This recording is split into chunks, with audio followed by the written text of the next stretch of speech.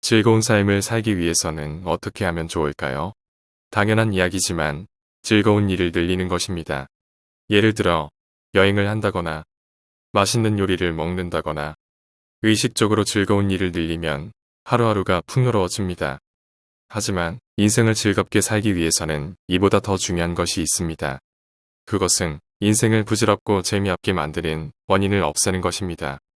예를 들어 건강한 몸을 만들고 싶다면 건강기능식품을 먹는 것보다 건강하지 못한 생활습관을 개선하는 것이 훨씬 더 중요할 것입니다. 마찬가지로 인생을 즐겁게 살려면 즐거운 일을 늘리는 것보다 부질없고 재미없게 만드는 일을 없애는 것이 더 중요합니다.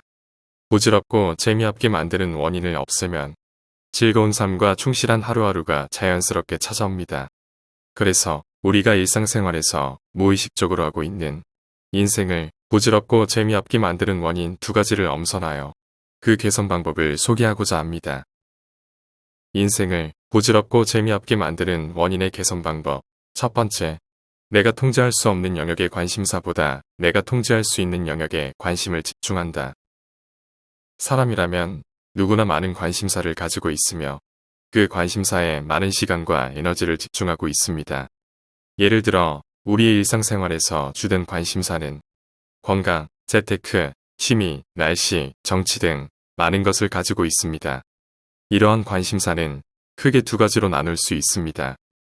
하나는 아무리 노력해도 내 의지대로 되지 않는 내가 통제할 수 없는 영역이고, 다른 하나는 내가 의지만 있다면 나의 선택과 노력으로 지금의 환경을 바꾸어 나갈 수 있는 내가 통제할 수 있는 영역입니다.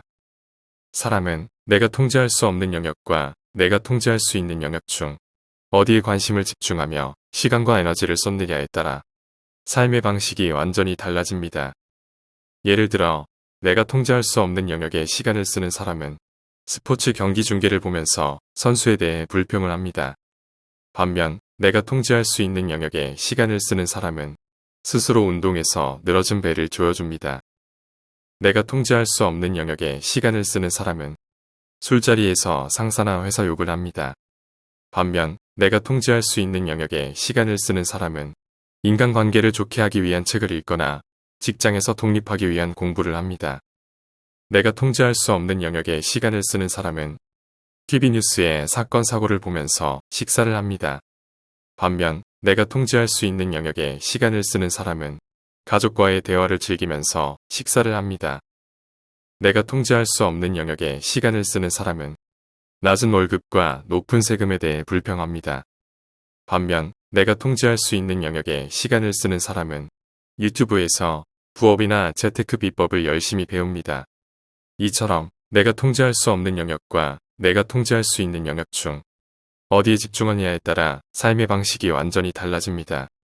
그러면 그 결과는 어떻게 될까요? 내가 통제할 수 있는 영역에 시간을 투자하는 사람은 그 영향력의 범위가 점점 더 커집니다. 즉, 가정생활이 원만해집니다. 몸도 건강해지고 취미생활도 충실해집니다.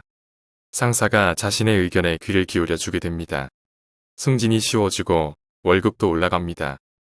그 결과 즐겁고 충실한 삶을 살게 됩니다.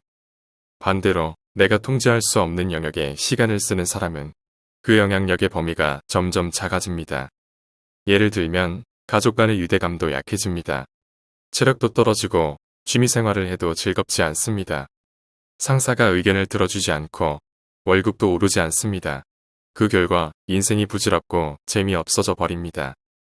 물론 내가 통제할 수 없는 영역의 시간 투자를 통해 일시적인 쾌감과 자극을 얻을 수 있는 경우도 있습니다. 예를 들면 TV 뉴스를 보면서 정치인에 대해 욕을 하거나 연예인들의 스캔들에 대해 손가락질하보면 조금은 기분이 좋아질 수도 있습니다. 하지만 바꿀 수 없는 것에 집착하는 것은 시간 낭비입니다. 내가 통제할 수 없는 영역에 아무리 에너지와 관심을 기울여도 내 삶은 전혀 나아지지 않습니다. 오히려 내가 통제할 수 있는 영역의 범위와 함께 나의 존재 가치가 점점 작아집니다. 그러면 내가 통제할 수 없는 영역에서 벗어나려면 어떻게 해야 할까요? 그것은 내가 통제할 수 있는 영역으로 눈을 돌리는 것입니다.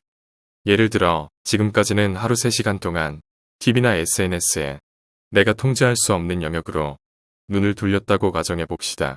그것을 2시간으로 줄이고 1시간의 여유 시간을 만듭니다. 그러면 그 여유 시간을 내가 통제할 수 있는 영역으로 에너지를 집중하는 것입니다. 하루 1시간씩 1년이면 365시간입니다. 이렇게 오랜 시간 동안 내가 통제할 수 있는 영역에 에너지를 쏟는다면 인생에 얼마나 큰 변화가 일어날지 짐작이 갈 수 있을 것입니다. 인생을 부질없고 재미없게 만드는 원인의 개선 방법. 2번째, 매너리즘에서 벗어난다. 인간의 뇌는 매너리즘을 아주 싫어합니다.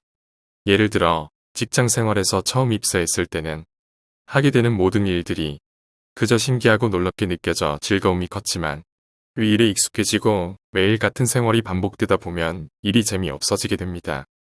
이처럼 인간의 뇌는 일을 싫어하는 것이 아니라 매너리즘을 싫어하는 것입니다. 부부관계도 마찬가지입니다.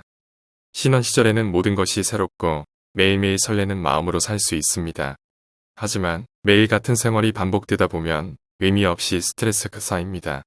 그 결과 불평과 불만이 많아지고 심하면 성격 차이로 인한 이혼이라는 결과를 낳기도 합니다.